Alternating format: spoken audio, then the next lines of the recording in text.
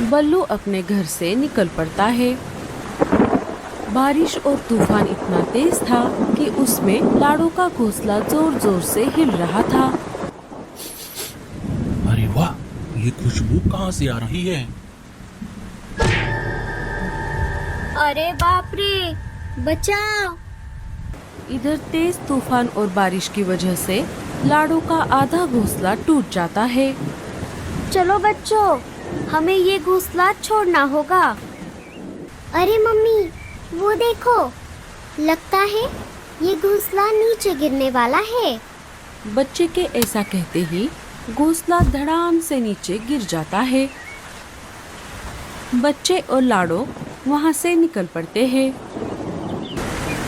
इधर लाडो अपने बच्चों को लेकर उस पेड़ के तने में बने घोंसले में आ जाती है।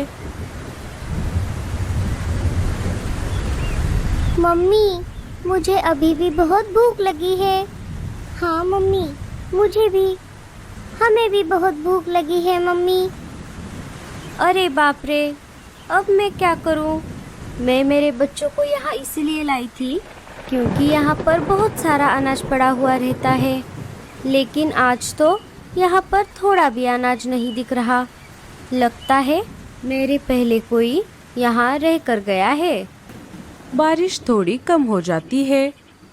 बच्चों, अगर मैं अनाज लाने के लिए बाहर चली गई तो आप घोंसले में अकेले रह जाओगे। इसीलिए हम एक काम करते हैं, पापा के आने तक हम इस घोंसले के पास वाले घोंसलों में जाकर उनसे थोड़ा अनाज मांग लेते हैं। ठीक है मम्मी। चलो फिर, तुम सब मेरे पीछे पीछे आ जाओ। लाडो और बच्चे घोंसले के बाहर आ जाते हैं। घोंसले के थोड़ा पास में ही गोरी कव्वी का घोंसला था। लाडो अपने बच्चों को लेकर वहां पर आ जाती है। गोरी, कालू और जग्गू घर के बाहर ही खड़े थे। देखो ना मम्मी, ये बच्चे कितने गंदे हैं। बहन जी, मेरे बच्चे बहुत भूखे हैं और इनके पापा अनाज लाने के लिए बाहर गए हैं। उनके अनाज लेकर वापस आने तक क्या आप थोड़ा अनाज मेरे बच्चों को दे सकती हो? क्या क्या कहा अनाज? क्यूरी भिखमंगी, अनाज क्या ऊपर से आसमान से टपकता है जो मैं तुझे ऐसे ही अनाज दे दूं? अनाज जमा करने के लिए कितनी मेहनत लगती है। अरे गोरी, ये तुम क्या बोल रही हो? तुम्हें अनाज नहीं देना तो मत दो, लेकिन इस बेचारी को अनाप शनाप तो मत बोलो। आप चुप रहो जी, मुझे इन भिखारियों की आदत अच्छी तरह से पता है। बहन जी, आपको अनाज नहीं देना तो मत दो, और मैं कोई भिखारी नहीं हूँ। मैं तो बस आपसे मदद मांग रही थी। चलो बच्चों, हम यहाँ से चलते हैं। अरे रुक जा चिड़िया, मैं एक काम करती हूँ, इसके बच्चों को कल रात की बासी खिचड़ी दे देती हूँ। वैसे भी वो मैं फेंकने वाली थी। गोरी घर के अंदर जाकर वो बासी खिचड़ी लेकर आती है और बच्चों के सामने रख देती है। भूख की वजह से बच्चे उस खिचड़ी को खाने ही वाले थे कि तभी लाडो बच्चों को रोक लेती है। अरे रुक जाओ बच्चों, इसे मत खाओ। ये खिचड़ी बासी है, इसे खाकर तुम सब बीमार पड़ जाओगे। बहन जी, ये तो गलत बात है। अगर आप किसी का अच्छा नहीं कर सकते तो किसी का बुरा भी नहीं करना चाहिए। अरे अरे, देखो तो, भलाई का तो जमाना ही नहीं रहा। एक तो इन्हें फोकट में अनाज दो और ऊपर से इनकी बातें सुनो। क्यूरी, अब क्या मैं तुझे 5 स्टार होटल से खाना ला कर दूं? चल चल चल जा यहाँ से। चलो बच्चों, हम यहाँ से चलते हैं। लाडो अपने बच्चों को लेकर वहां से चली जाती है। थोड़ी देर उड़ने के बाद लाडो और बच्चे रानो चिड़िया के घोंसले के बाहर आ जाते हैं। रानो अपने घोंसले की मरम्मत कर रही थी। वो लाडो और बच्चों को देखकर उनके पास आ जाती है। अरे तुम कौन हो चिड़िया? लाडो सारी बात रानो चिड़िया को बता देती है। अनाज के बदले में मैं आपके घर का कोई भी काम कर दूंगी, बस मेरे बच्चों को अनाज खिला दो। कोई बात नहीं चिड़िया, तुम्हें कुछ भी काम करने की जरूरत नहीं है, मैं ऐसे ही तुम्हारे बच्चों को अनाज खिला दूंगी। अरे मम्मी, इन बच्चों को अनाज दे दो। रानो की माँ बच्चों को अनाज दे देती है।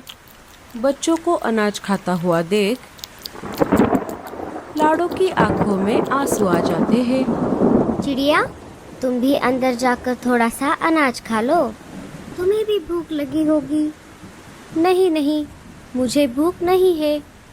बहन जी, मुझे आपके घर का कुछ तो काम करने दो। ठीक है चिड़िया, जब तक बच्चे अनाज खा रहे हैं तब तक तुम मेरे साथ मेरे घोंसले की मरम्मत करने में मेरी मदद कर दो।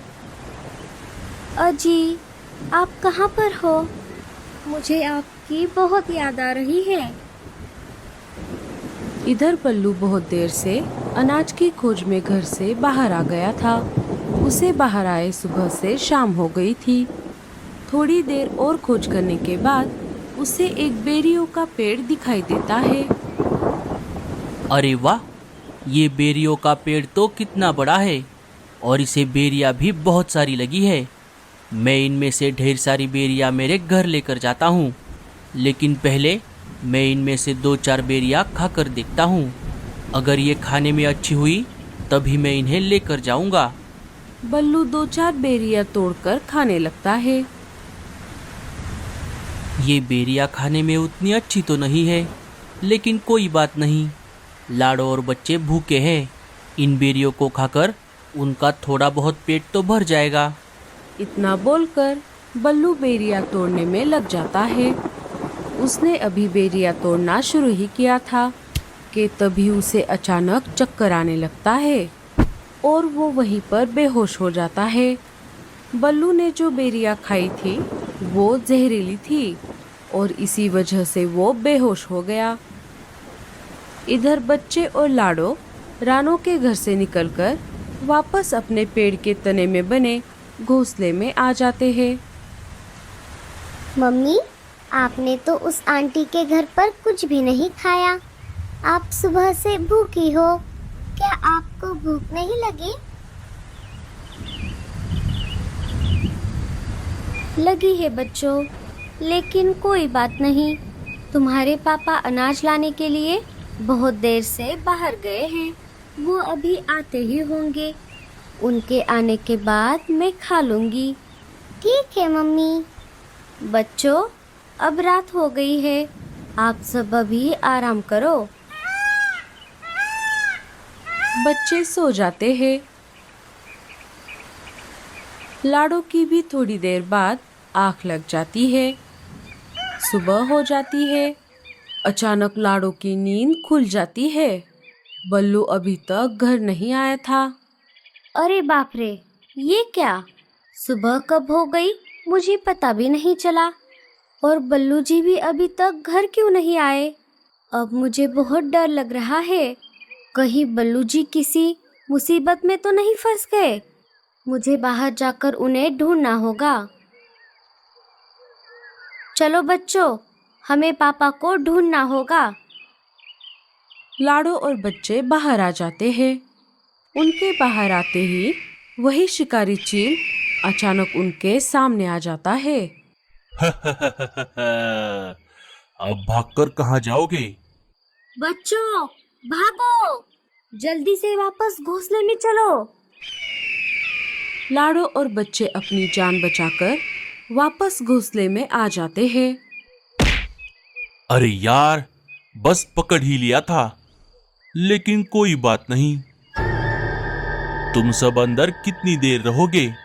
कभी ना कभी तो बाहर आना ही पड़ेगा, तब मैं तुम सबको खा जाऊंगा। तुम्हारा खाना बनने से अच्छा है हम घोंसले के अंदर रहकर ही मर जाए।